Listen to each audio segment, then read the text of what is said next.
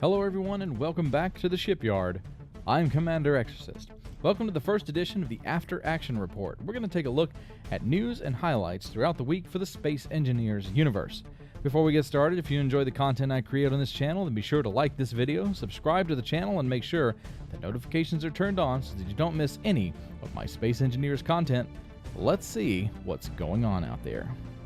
Last Friday's SE2 livestream saw the community managers share more about the vision for SE1's next major update, Survival. While not going into many specifics, the CM shared on stream that food and farming are a huge focus of the next major update, which promises to completely revamp SE1's survival mechanics. This has led to some fascinating speculation in the community about how these new mechanics would function when integrated into SE1's existing survival mode. Zero's Legion has created a fantastic analysis of the previous SE1 DLCs and what the quality of those DLCs could mean for food and farming in a future update. You'll find a link to that video, like you really need it, in the description below. Now, despite the livestream tease, it didn't take long for Keen to break the mystery on some of the new survival mechanics with an update in Sunday's newsletter. In a message from Joachim Kulhoff, the update will include an advanced survival mode where engineers will need to farm food to survive and contend with environmental hazards that will reshape the exploration and building experiences. While details about these hazards are still scarce, the general idea that new survival mechanics will be separate from the traditional survival experience is a pretty balanced and reasonable way for Keen to expand on the SE1 mechanic while keeping the tried and loved survival experience intact. As expected, each of the new features will be fully configurable to suit individual playstyles.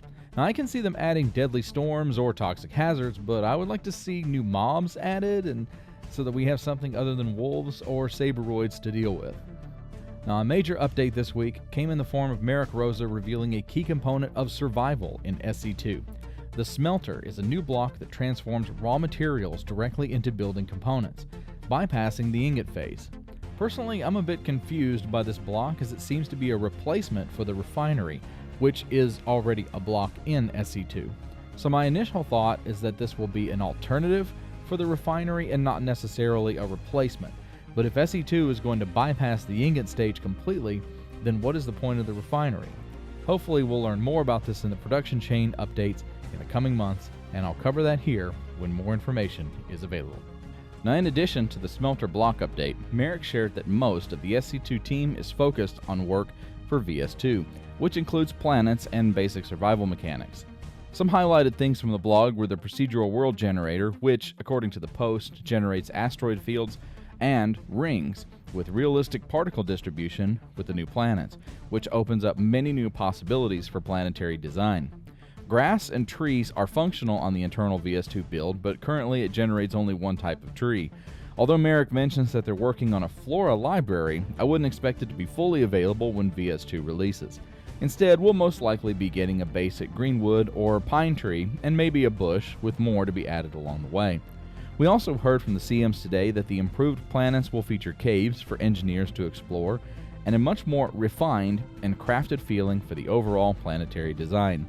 Personally, the shot of the Grand Canyon from the internal SE2 build is an untold order of magnitude ahead of its predecessor. Now, appearances matter, but performance will be king, so we'll have to wait and see how these worlds perform on real-world hardware before any real judgments can be made. And along with a host of new effects and voxel details, we were treated to a sneak peek of the water thruster concept, along with a stunning screenshot of a dam structure in a forest valley. Just these simple showcases of the water work in progress has many in the community excited for the possibilities of building hydroelectric dams, submarines, warships, and of course, underwater missile launchers. So what do you think of everything revealed this week? Is the hype for VS2 real, or are you holding out till you get your hands on it before passing judgment? Let me know your thoughts in the comments below, and I'll be back next week with more Space Engineers. Until then, I'm Commander Exorcist. Take care, fly safe, and I will see you out there.